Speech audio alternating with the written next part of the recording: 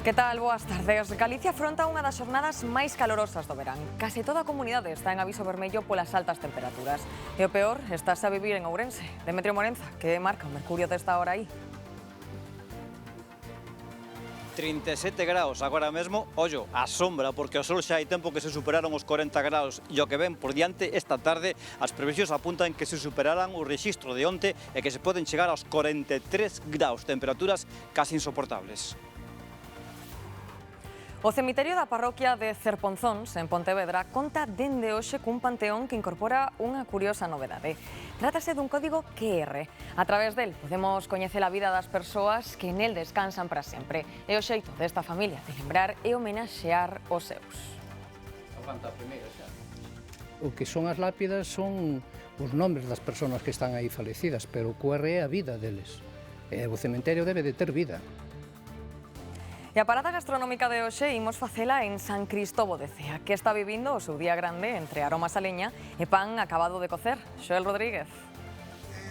E hai lugares, Antía, que se recoñecen precisamente polo seu arrecendo e Cea é un deses lugares. Hoxe aquí celebran a súa edición número 33 da exaltación deste produto de fama mesmo internacional e dentro duns minutos coñeceremos cales son os segredos detrás da súa elaboración.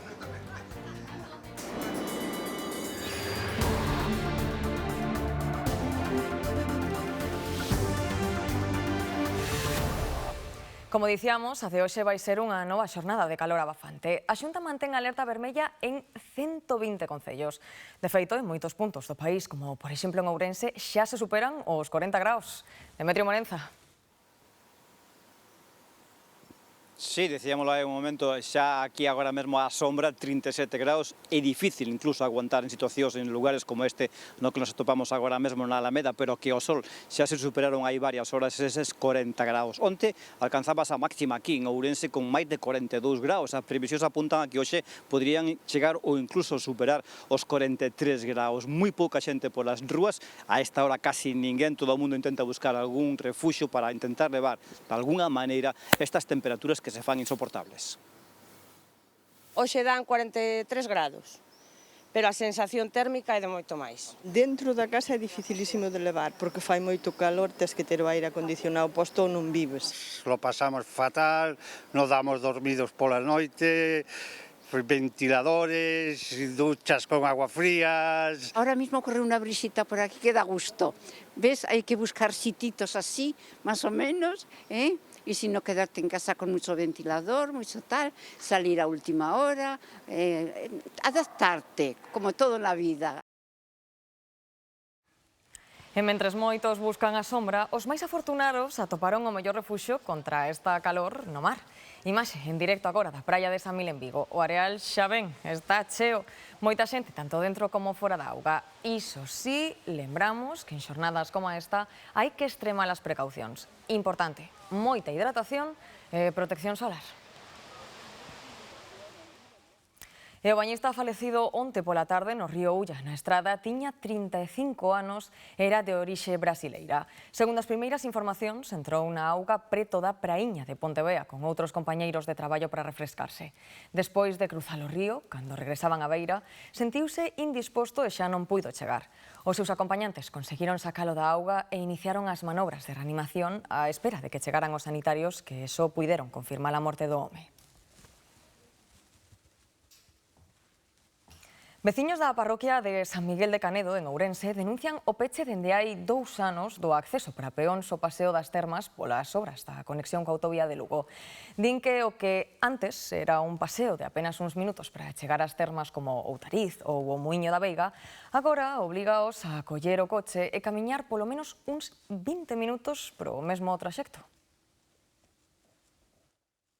Aquí hai unha liña de autobús, a liña 4, que deixa toda a cidade aquí, desde aquí son 5 minutos camiñando, e a opción máis cercana que hai é parar na parada anterior e vir media hora camiñando. Entón, a xente maior, con nenos, eso é inviable, eso é imposible. E levamos 2 anos con este paso cerrado e queremos que nos den unha solución que o abran. O plazo de execución que nos deron para a obra era 2 anos, teóricamente, e van para 2 e irá para 4, porque a obra está a medio facer. A obra que se refire é esta, o enlace coa futura autovía entre Lugo e Ourense que se construe moi preto concreto deste paso agora pechado por mor das obras.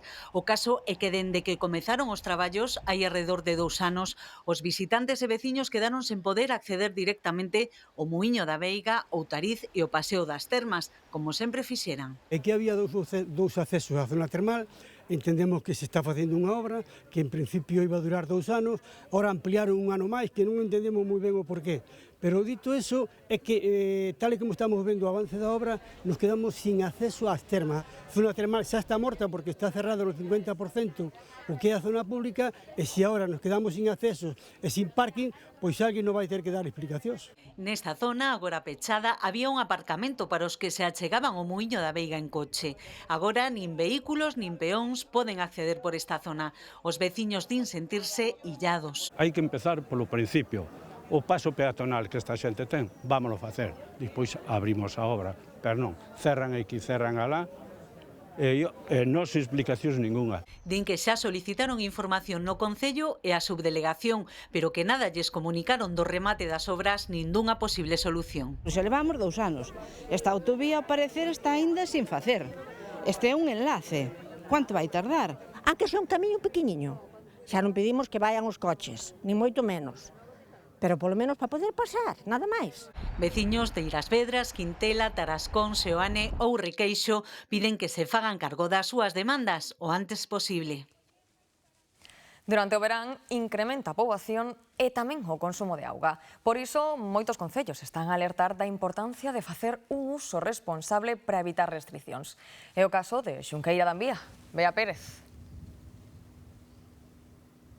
Por agora non hai problemas na suministración, pero temen que se non se fai un uso responsable da auga poida chegar a velos. Xunqueira da Envía multiplica a poboación durante o verán, sobre todo a partir do 15 de xullo. Nos últimos días o Concello xa detectou un consumo excesivo de auga, por iso emitiu un bando lembrando que non se debe usar auga da traída nin para encher piscinas nin para regar hortas, unha recomendación que tamén se fai noutros concellos do rural ourensán, como por exemplo a Gudiña ou Escos.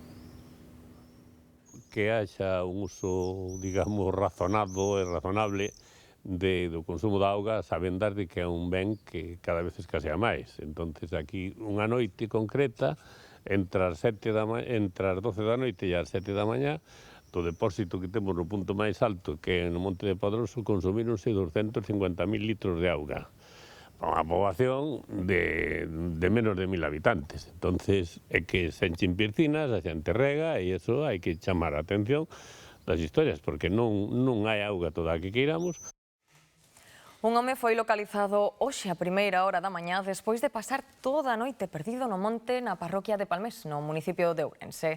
O home, que se desorientou e caeu nunha zona de difícil acceso, foi atopado con algunhas mazaduras, aínda que en bo estado. O desaparecido saiu ao monte a primeira hora da noite e terminou perdéndose, pero puido compartir as coordenadas da súa localización cos seus achegados que mantiveron o contacto telefónico con el. A procura prolongouse durante toda a noite. Finalmente, os equipos de emerxencias lograron escoitar a súa chamada e localizalo a primeira hora da mañá. Dice que lo atacó un jabalí y entonces traía los rasguños de un jabalí aquí en el cuerpo y después todo como si lo acuchillaras así todo, como si pasara por una alambrada de pinchos. Venía todo desorientado, claro, desorientado. Pero el caso es que está bien, vino bien y es una alegría para todos. Activouse a procura de Mónica, unha muller de 41 anos desaparecida en Lugo o pasado 25 de xuño. Mónica mide 1,70 e é de complexión delgada. Ademais, ten o pelo canoso e os ollos castaños. Sós desaparecidos facilitou como teléfono de contacto o 868 28 67 26 para chegar información ou calquera dos números das forzas e corpos de seguridade e de emerxencias. En Vigo, nada se sabe da muller que leva desaparecida dende o luns. Os seus familiares piden a colaboración cidadá para dar co seu paradoiro. Están preocupados porque María, de 75 anos, ten Alzheimer e podería estar desorientada. Desapareceu no barrio do Calvario o pasado luns. Non fixo o seu paseo habitual e as aplicacións de localización do seu teléfono, que xa non dan sinal, non funcionaron. Padece Alzheimer e os seus familiares están moi preocupados. Durante o mes de xuño, no Concello de Barbadás, houbo 4 avisos pola aparición de serpes en piscinas, baixos ou garaxes en distintas zonas do concello. Os 2 últimos foron no mesmo día. Dende o Servizo de Emerxencias lembran que, malia non ser perigosas, non debemos manipulalas se non marchan pola súa conta, o mellor é avisar o 112. Foi neste edificio da avenida de Celanova, no límite entre Ourense e Barbadás, onde deron o último aviso. Varias veciñas atoparon unha serpe cando baixaron o garaxe.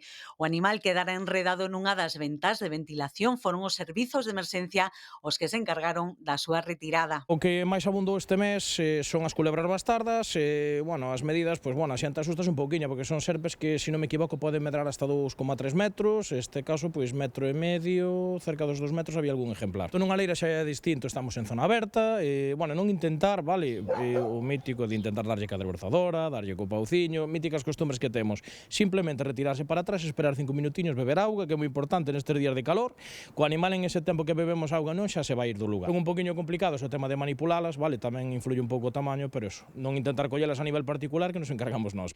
Este foi o 4º aviso do mes de xuño. Atoparonas en piscinas, baixos e garaxes, algo que din non é especialmente raro nesta época do ano. Coidan que algunhas chegaron polos sumidoiros ou as tubaxes en zonas con auga ou maleza preto. Malia ser en principio inofensivas, os máis aseguran que preferirían evitar o encontro.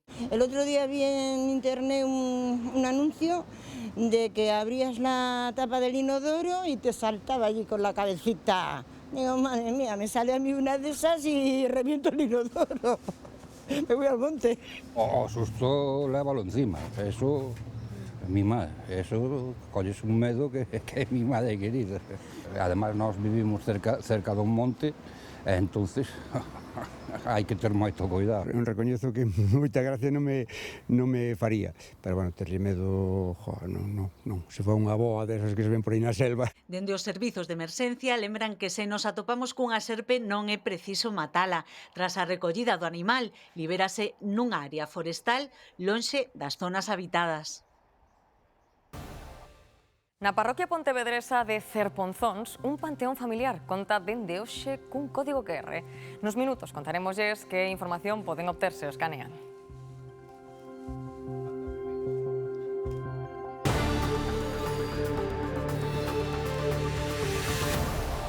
O interior de Galicia vai sufrir hoxe as temperaturas máis elevadas de Galicia. Botamos unha ollada en directo en algúns puntos a través das cámaras de G24.gal. Empezamos pola estación de montaña de Cabeza de Manzaneda, onde hoxe terán máximas de 33 graus. Ceos despexados en Verín, onde hoxe acardan temperaturas máximas de ata 38 abafantes graus. E a mesma temperatura para hoxe en Celanova. Vemos en directo imaxes da Praza Maior. E rematamos en Portomarín. Os termómetros marcan agora 32 graus dos 36 que se acardan hoxe.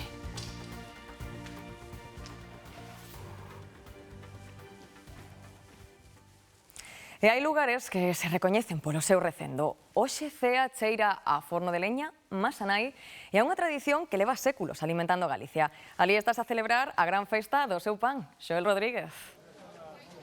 A gran festa antía do pan de Cea, un produto cuxa técnica se leva transmitindo de xeración en xeración ata os nosos días. E hoxe precisamente temos a oportunidade de conversar en directo neste Galicia Noticias cunhas desas mans que amasan o pan de Cea. Ela é Nieves Calviño, moi boa tarde. Boa tarde, encantada. Contanos, Nieves, o pan de Cea é un pan que non require de cousas para acompañalo, non?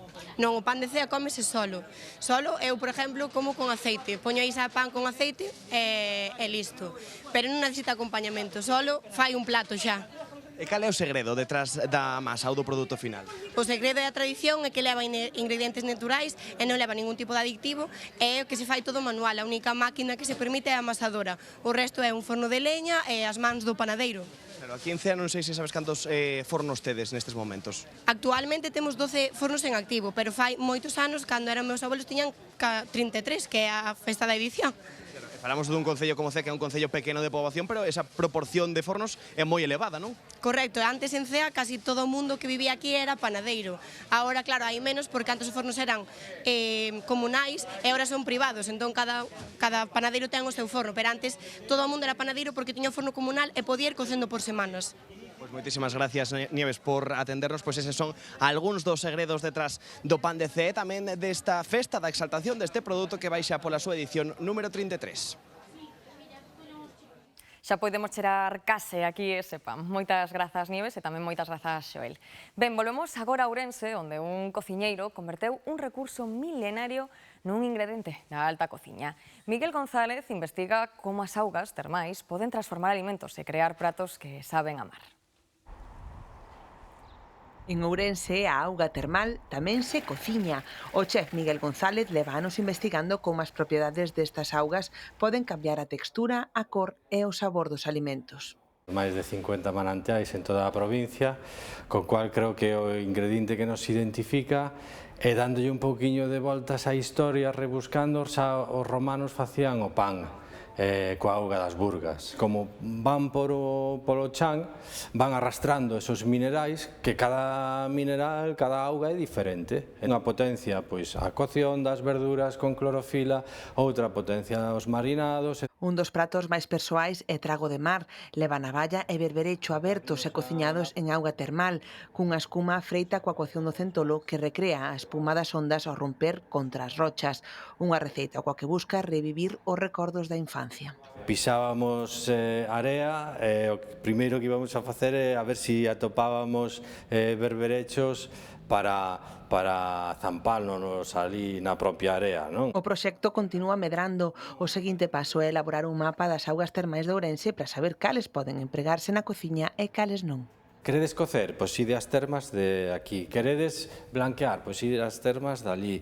Queredes escalfar? O último bocado tamén sabe Ourense, un xeado elaborado con auga termal e ervas recollidas no camiño ás termas.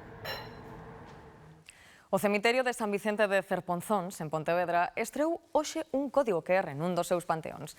Escaneando o código cun teléfono móvil podemos coñecer a vida das persoas que están ali enterradas. A idea partiu dun fillo e neto dos defuntos porque, como el mesmo di, as súas vidas merecen ser lembradas. Juan José Esperón ábrenos as portas do seu panteón familiar.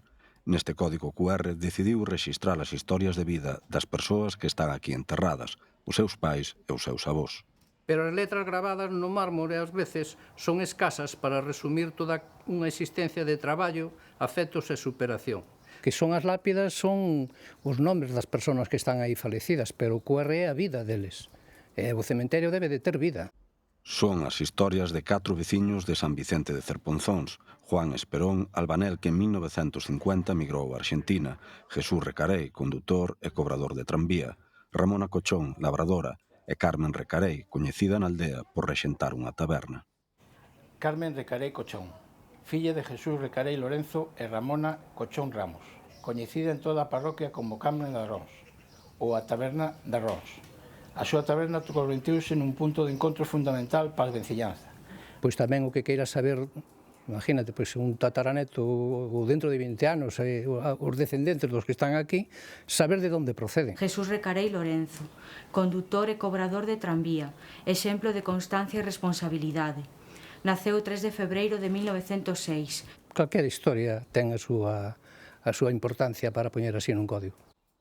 Juan José di que detrás de cada nome hai unha historia e unha vida que merecen ser lembradas. Por iso, quixo preservar a memoria dos seus e facelo na lingua que falaron en vida. Queremos que as raíces desta familia sigan nutridas pola memoria viva dos nosos bebanceiros, porque a súa historia merece ser contada e porque a súa lingua merece ser honrada, en galego, agora e sempre. Aquí máis cali, pero... Na Estrada celebran unha das tradicións máis ancestrais de Galicia, a Rapa das Bestas de Sabucedo. Centos de persoas gozaron hoxe do segundo curro onde os aloitadores tratan de amansar as bestas para cortarlles as crinas e desparasitalas para despois devolvelas ao monte. Unha loita como as de hai centos de anos, a furia e a bravura da besta contra o poder humano. Sen máis, quen gaña? O cansanzo da pelexa. As bestas ceden e finalmente curtanlles as crinas. separar os potros do resto das manadas para que non se fagan dano cando aloitamos e despois proceder a aloitalas para, pois como sabedes, rapalas, desparasitalas, ver que están ben e seguir cuidando delas. É unha pasada, verdade, nunca, sempre que vexo os cabalos de cerca na casa delas, co seu avó, isto me parece increíble, la verdad. No, pareceme dunha valentía absoluta, vamos. Unha valentía... Pois gustanos moito esta tradición, ademais a nos temos cabalos na casa tamén, e gustanos moito e nada. Unha tradición que pasa de pais a fillos con varias xeracións ás costas. O meu pai xa loitou, pero xa non aloita máis, xa está maior, e agora estamos, o meu ircurmán, prepararse o que din non hai que facer nada, só tes un pouco de nervios a hora de saltar, pero xa está, prepararse en si non hai que prepararse. Pois na familia, bueno, sempre viñeron e a min sempre me gustou, entonces pois xa levamos moito tempo vindo. E ti veste aí abaixo? Eu si, se por mí fora, se me deixaran. A expectación no curro de Sabucedo é máxima. Os chimpos dos aloitadores e moi pendentes das patadas e golpes das bestas, que non queren que ninguén se achegue a elas, porque descoñecen o que lles van facer. Unha honra e un privilexio poder participar desta festa centenaria que temos aquí na nosa comunidade en Galicia e sobre todo facelo por elas, para cuidar as verdaderas protagonistas que son as nosas bestas. En general, la fiesta todo el día, todo lo que hay y bueno, por supuesto el curro, que es maravilloso. Pasámoslo ben, o traballo que fan é maravilloso pos animales. Y lo que pienso yo es cómo distinguen a los caballos. Cabalos galegos de pura raza que volverán aos montes da estrada para cumplir un labor, manter os montes limpos. Que todas e todos podamos seguir mantendo as nosas bestas salvaxes no monte, por iso que é importantísimo tamén protexer o monte para que protexer o seu hábitat, que elas levan vivindo aquí moitísimo tempo antes de virnos. E coa calor, a rapa convértese en unha cuestión de pura supervivencia para as ovellas e os tosquiadores están en plena acción. Recortan un alá, coa que logo se fan maravillas. A gandería ecolóxica de Luís Fernández en Río Torto conta con 76 exemplares de raza ovella galega e un 200 de pequenos gandeiros que recorren a Ovica para facer a rapa.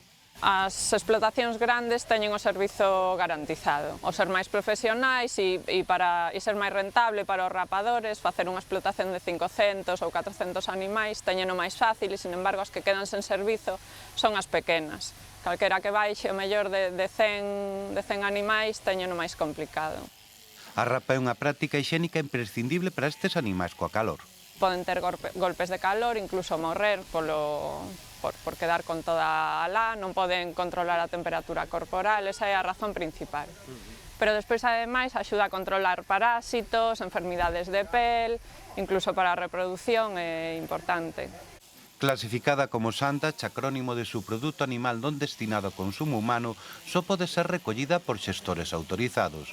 Tete Mareque é unha das artesás galegas que traballan para poñer en valor esta lá para facer con ela pezas únicas.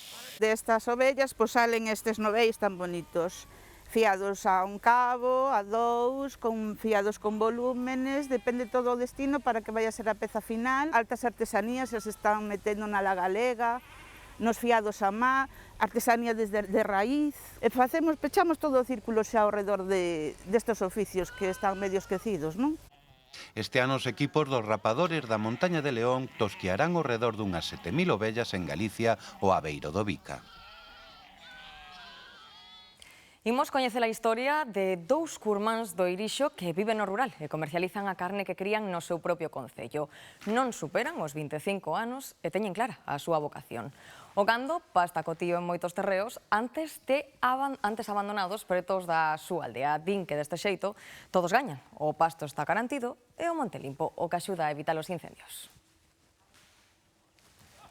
Os careales comezan a xornada ben cedo, sacan as vacas da explotación para leválas ata este prado das Campinas e un dos 3 lugares os que moven a Cotío o seu gando. En total, unhas 80 cabezas. Son a terceira xeración de gandeiros da súa familia. O meu abuelo, casi meu bisabuelo xa empezou cas vacas e co gando, e pois meu abuelo xa comprou as súas primeiras vacas e meu tío e nós xa continuamos ca herencia das vacas e seguimos traballando nesto. E ao final criámonos neste concello e non decimos marchar. Aquí estáse ben. As aldeas de Outeiro e as Campinas e o comunal de Baxín son os lugares aos que levan o seu rebaño. Grazas a elas, case todo está limpo de arredor. Estas vacas que están aquí están alrededor deste pobo, desta aldea que hai aquí, son os que fan a limpieza do... Sabes, que isto dentro de 3 ou 4 horas xa está todo limpo.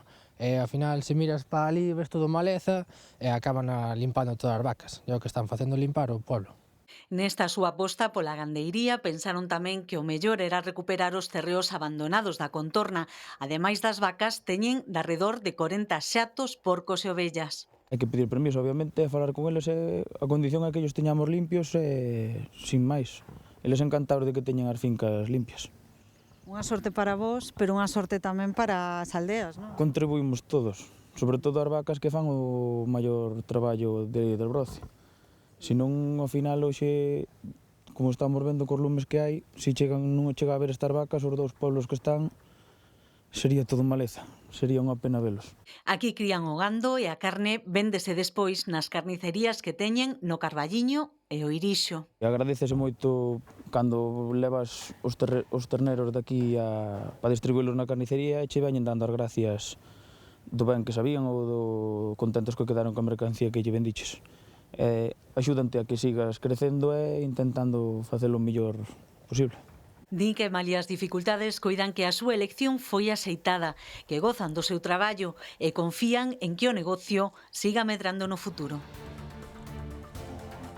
Ben, non rematamos aquí. Quedan agora con Xesús Peleteiro e toda a información do tempo. Moitas grazas pola súa compañía.